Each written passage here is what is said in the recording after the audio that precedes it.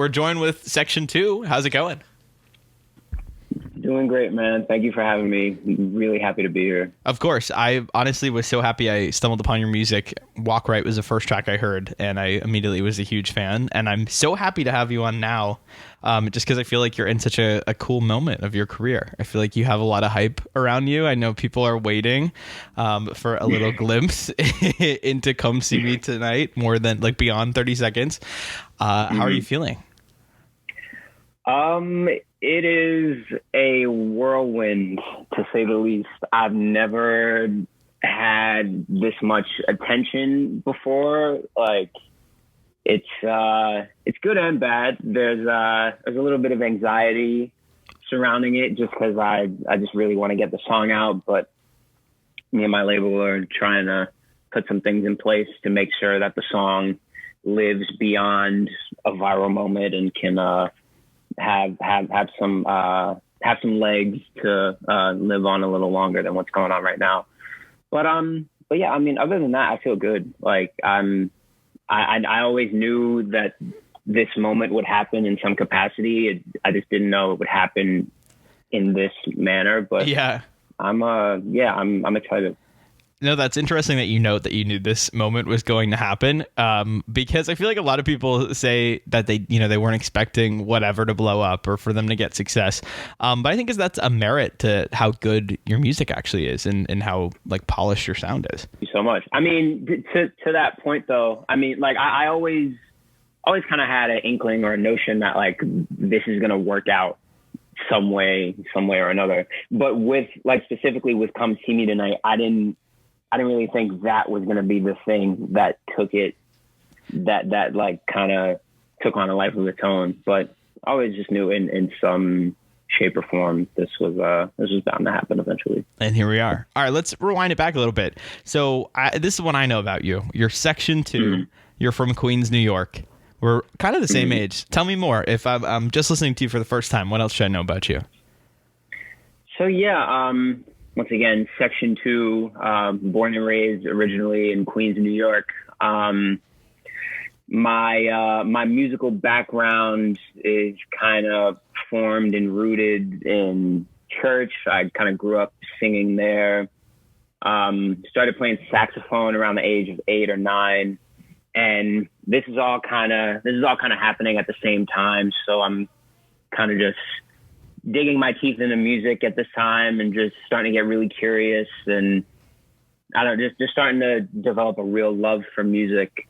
I end up going to performing arts high school, studying saxophone a little more, studying vocals a little bit as well. And at this time, I kind of find music production in high school. Mm-hmm.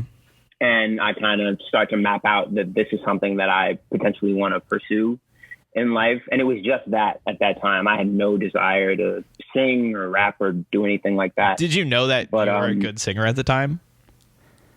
In high school, I knew I was like passable because I was in choir. Like you kind of have to have somewhat of a voice to make it there. Yeah. But I mean, I didn't think I was like blowing anyone out of the water by any means, but again, kind of just experimenting with production. I was still singing in school, but like I wasn't doing any writing of my own at this point. I get to college. I do my first year at the University of New Haven. That's in Connecticut? Yes, Connecticut. Cool. I'm from Massachusetts, so I remember into that when I was doing the whole college thing as well. Yeah. So, but yeah, I'm surrounded by a number of musicians. I kind of live in a dorm with a bunch of other musicians, and I kind of realized that like I don't have the work ethic that I thought I did, or like I probably just didn't have much of a work ethic at the time, and that kind of really inspired me to just like put all I have into music production. Mm-hmm. Every day, just spending hours trying to get better as a producer. And from there, I started to see some changes and starting to get better at what I was doing at the time. But then at the end of my first year in Connecticut, wasn't really feeling it. So I decided to come back home. and I went back to school at City College of New York up in Harlem.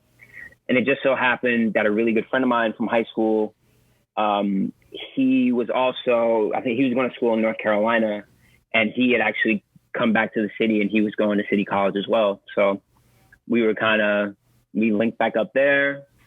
He made beats as well. So we were kind of just starting to work with each other.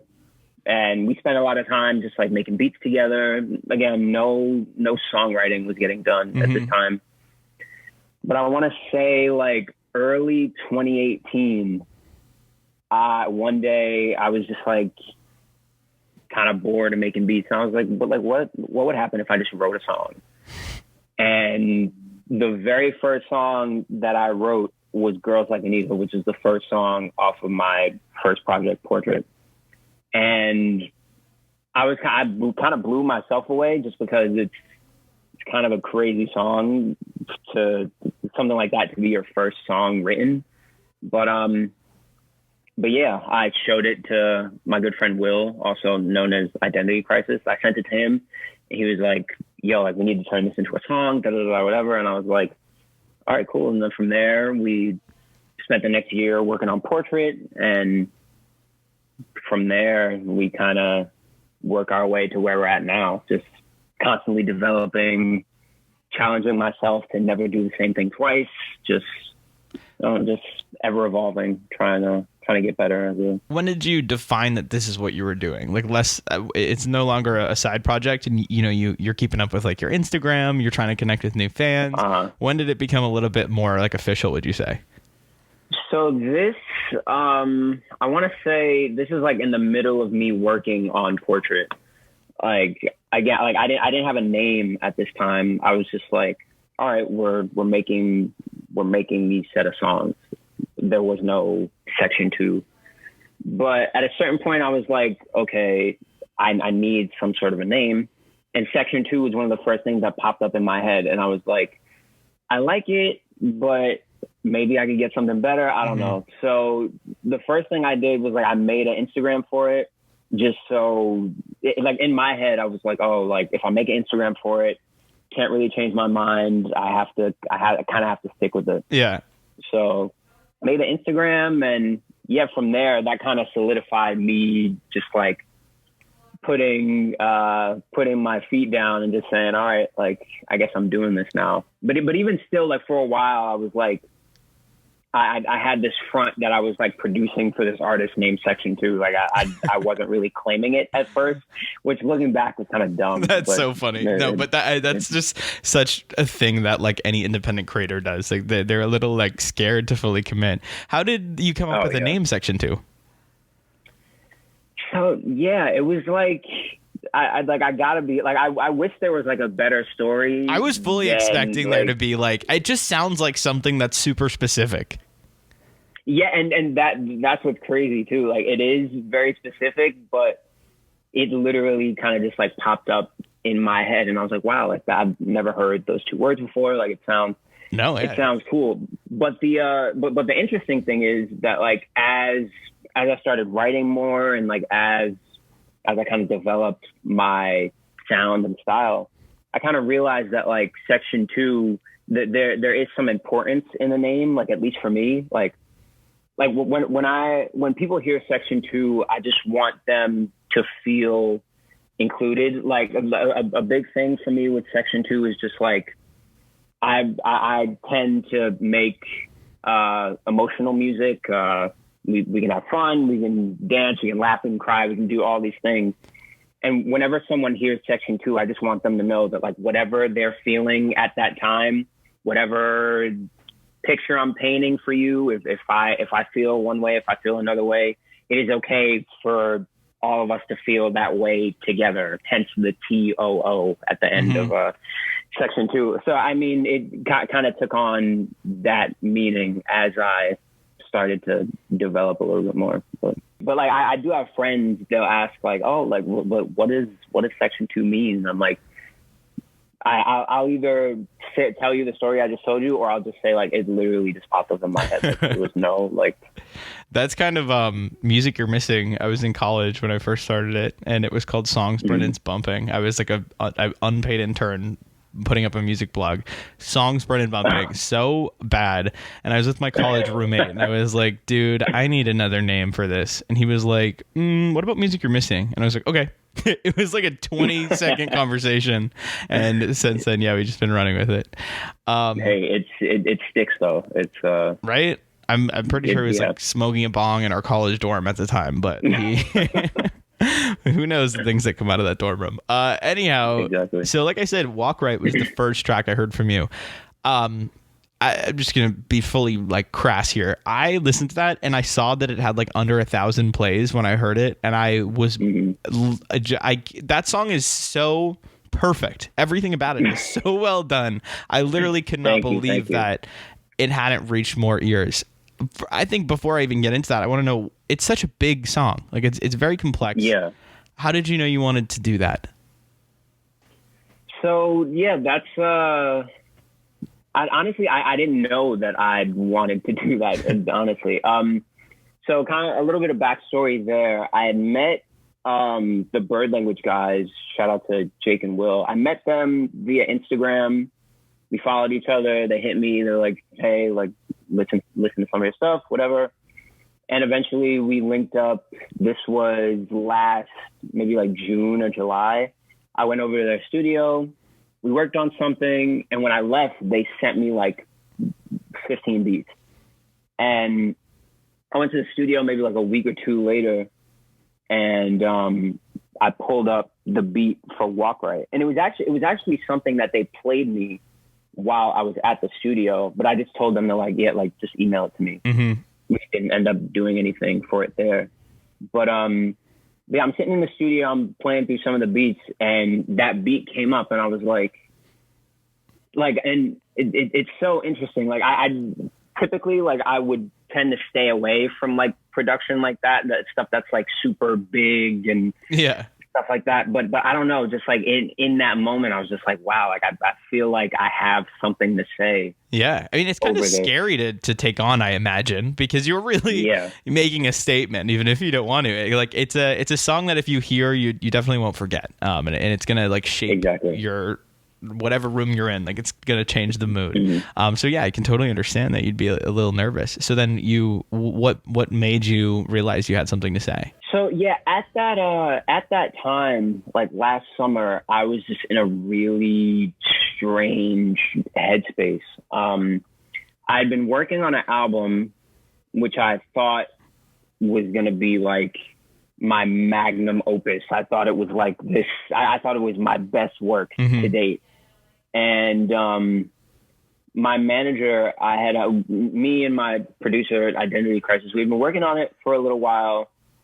Probably like a year up until that point, because during the pandemic, we'd be sending ideas back and forth and kind of hashing out ideas and stuff.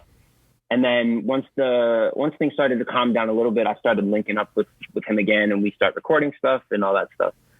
But yeah, so I had met up with my manager. I played him some stuff, and he was like, like, not, I thank God for people like this who are not scared to tell me like something is not that good. Yeah. And in my head, I was just like, wow, like really? Like I wasn't offended, but I was like, damn, we've been working really hard on this. Like, I don't know. I probably needed it at the time. I probably didn't have a lot of outside criticism at the time. I was kind of just living in a small bubble due to the pandemic, obviously.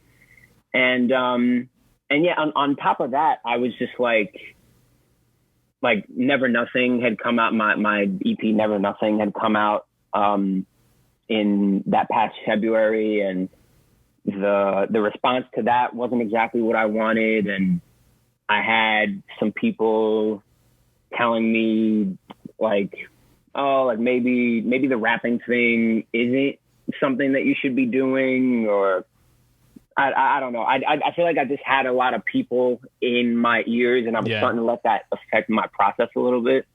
Which is super easy to do, by the way. That's obviously you don't want it to happen, but it is super easy to do. Yeah, and it was starting to get to me a little bit, and it was basically just like this perfect storm. Like all that stuff was happening at this time, and the beat for Walk Right kind of just falls in my lap. And like I say in the hook, it's like, hey, like get yourself a little something before you go. Like you're here, you're telling me all these things, but like I can't have you here while I'm trying to like pursue this thing that I know will eventually work. You know what I mean? Like it was basically me just kind of like reclaiming my my agency as in terms of like this whole music thing. Like I can't let anyone or anything derail me from what I know is going to work, essentially. Dude, so. That is such a powerful story. I really love being able to hear that. That puts a whole other perspective to the song. And I think that must have been such a great opportunity for you to kind of reassure yourself that you know what you're doing, because that, like I said, it is a flawless track. Yeah, I mean, to be in your shoes and to just kind of be able to send that to my naysayers, I would just feel like a fucking king.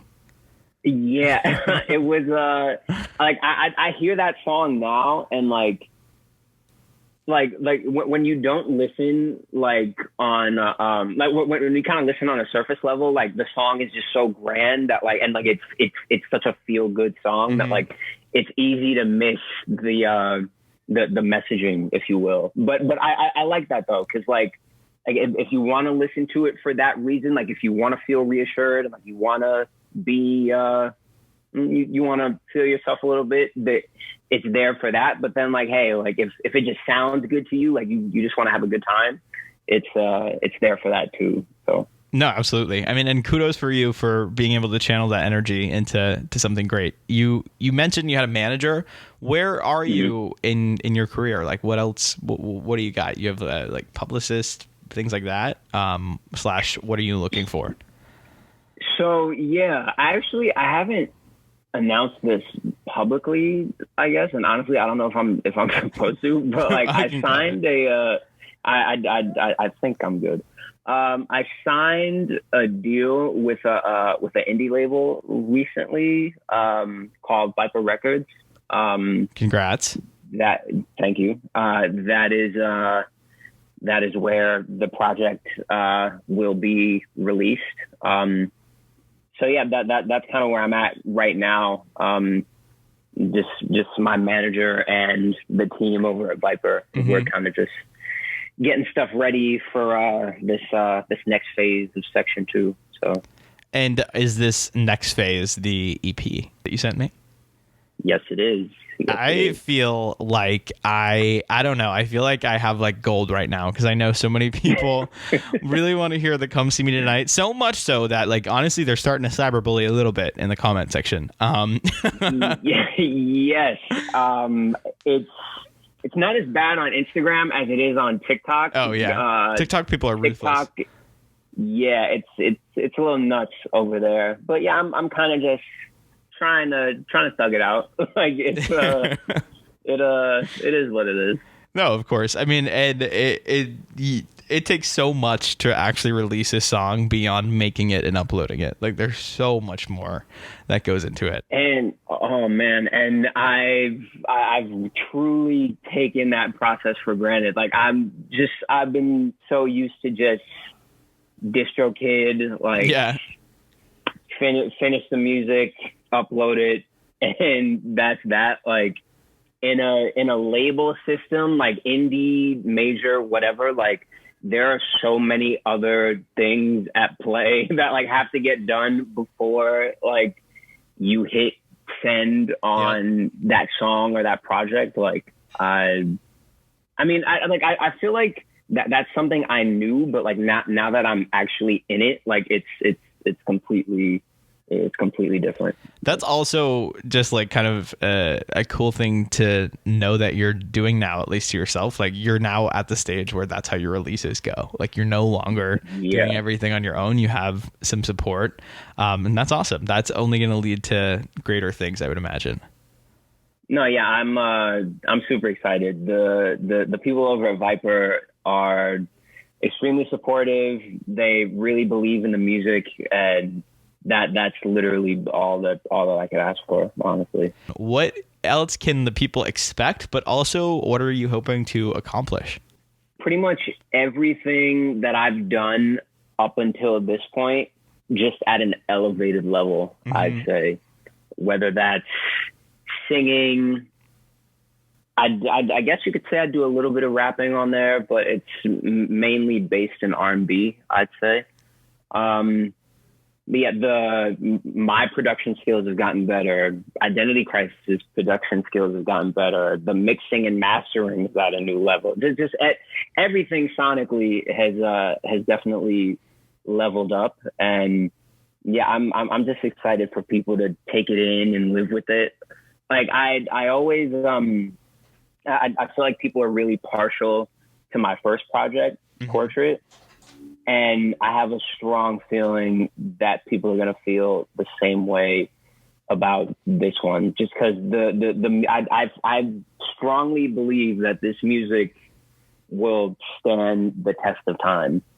And in terms of the other question you asked, just like what am I hoping to do, I guess, with this project? I mean, I truly believe that the world should hear this music, and I do think eventually that will happen. I'm also hoping to tour.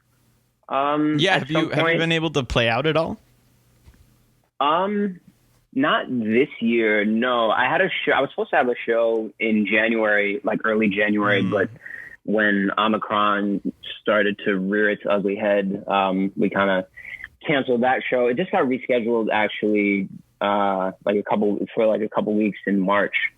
But yeah, other than that, like I would love to do some sort of tour, like just off the legs of this project. I think the music is definitely tourable, if you will. Oh, yeah. And I just feel like I have like my back catalog is just, I feel like I could be a substantial touring artist. I also play with like some of the best musicians, period. So like my band is super gonna say that something that I would really look forward to in your shows eventually is the live instrumentation. I feel like the vibes of the show are going to be so fun, but also it's going to have like that kind of, I don't know, you know, when you go to like a show and you can tell people are there for the actual music as opposed to just like getting drunk and having fun. I know it's going to be a perfect blend. It's going to be a perfect blend. Well, everyone's there for the music, but we're also going to have a good time. Yeah, I mean, because I feel like I have a little bit of everything for everybody. We could slow it down. We can do up tempo stuff. We got some stuff in the middle. Like it's that. There's something for everybody at a Section 2 show. So I'm super excited to get on the road eventually. Definitely keep me in the loop. If you ever come to Boston, we will absolutely be there. Oh yeah, for sure. You'll have to come into our real studio and not my house. Oh yeah, I'd love that. That'd be great. I guess the last question I want to ask before we wrap up is, what do you want to tell to these new people that have followed you, that, you know, they might have been exposed to you like really quickly on TikTok or Instagram, but what do you want them to know about Section 2? If there's anything I want people to know, it's just that like I love what I do. Like I have no ulterior motives with this music thing. Like I just want to make good music and be able to feed my family as a result of it. And I think just based on some of the messages I've received, I feel like there's people that definitely understand that. And I'm extremely lucky and I'm extremely grateful for anyone who's come across anything of mine in the past couple weeks, whether it was the Come See Me Tonight snippet or you went back and you listened to some of my old music as a result of the snippet, and you've fallen in love with that, or and I don't know, and any medium that you came across me, I'm super grateful, super thankful. I know the wait for Come See Me Tonight has been anxiety. It's been anxiety inducing for me and maddening for a lot of them. But we're getting it right. We just there's a lot of stuff behind the scenes that I was unaware of, honestly, that has to get done, and we're just putting feet down, trying to make sure that all gets squared away in a timely manner, of course. But I was very long-winded there, but essentially I just want to say thank you.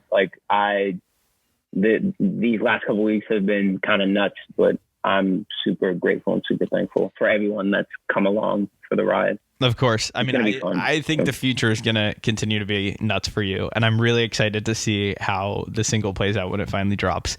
We'll, of course, be sure to support it. And I'm really excited. I have it, so I won't leak it, but I will be listening to it before everyone else. But for real, thank you so much for chatting with us. I'm glad I usually have a co-host. It's just me. Thank you so much for chatting with me. I'm really glad that you were able to call in. No, I mean, again, thank you so much for having me. This is doesn't happen for me much, but I'm super excited to talk. And yes, exactly. I'm always down to talk, and glad that someone's interested in what I've got going on. So again, thank you.